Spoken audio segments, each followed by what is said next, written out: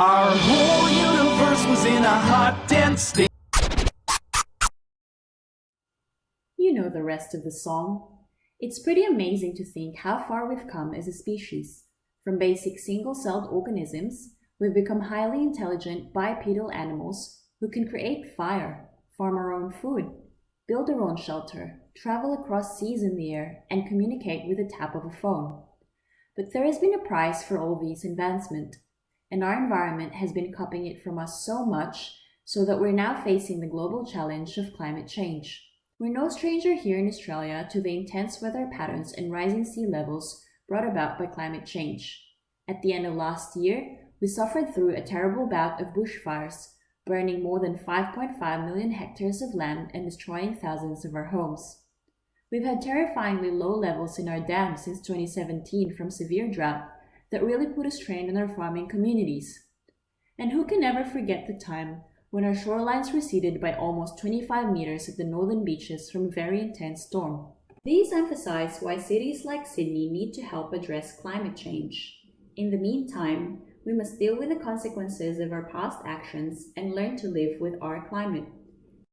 This is precisely one of the directions of Sydney's urban resilience strategy. One of the 7 actions under this direction is aimed at turning down the heat in Sydney, with the goal to cool down suburbs by 2 degrees Celsius.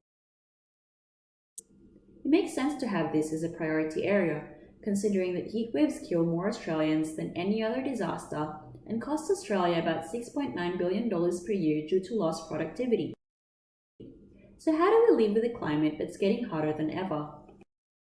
A common challenge for most cities is the creation of urban heat islands with temperatures far higher than its surroundings due to structural and land cover changes, waste heat from industrial activity, and poor air circulation from adjacent infrastructure.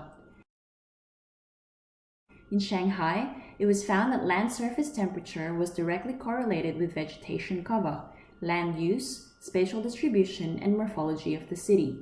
It turns out that high-density, low-rise residential areas with low vegetation cover are more vulnerable to developing heat islands. On the other side of the world, it was found that the River Don in Sheffield had a cooling effect of as much as 2 degrees Celsius for streets up to 30 meters from the riverbank. They also found that highly vegetated sections of the riverbank had a better cooling effect than those with hard engineering materials. There's lots that we can learn from these case studies which can be applied in Sydney. For starters, we need to promote greener infrastructure and the use of cooler building materials that promote more impervious surface areas and better air circulation in urban areas. We should also consider incorporating more water-based infrastructure to cool down our city and prioritize the naturalization of our riverbanks to take advantage of its cooling effects. Finally, we should factor in the impact of spatial distribution in our urban planning, making sure that more heat-vulnerable landscapes such as low-rise, high-density residential dwellings are either situated where there's significant tree canopy cover or near riverbanks to prevent creation of urban heat islands.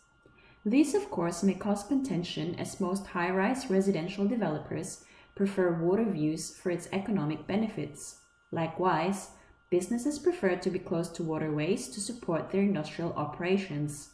If we are indeed to live with our climate, we must be prepared to balance these potential economic gains with the social and environmental benefits that could be achieved in the long term. So how does all of these fit in with turning down the heat in Sydney? A good place to start is by defining and understanding our heat problem better. We can start by installing heat sensors to identify where urban heat islands may exist in our city, and whether there are vulnerable community groups we should be looking out for in the instance of a heat wave. This will help us establish a baseline for our city, which will guide us in tracking our progress in this area. After all, you can't change what you can't measure. Next, we need to look at ways to take advantage of the natural cooling effect of urban waterways such as rivers, by initiating a program to naturalize and increase vegetation cover along riverbanks. We should also work on revitalizing and cleaning our rivers to encourage residents and social activity within the riverbank for heat-vulnerable areas. Another area we can work on is increasing green and blue infrastructure in our city. We can partner with private industries in funding and developing these infrastructures, are included in some of the development approval conditions for heat-sensitive areas. We should also aim to look for ways to promote these cooler areas as community gathering spaces for heat-vulnerable members of the community, such as the elderly.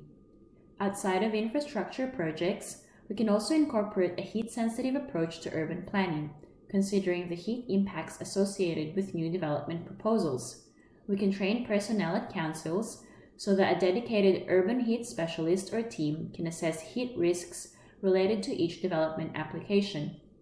Finally, we should make heat monitoring a regular part of urban planning, utilizing the sensors set up at the baseline establishment phase for continued tracking of urban heat changes in the city.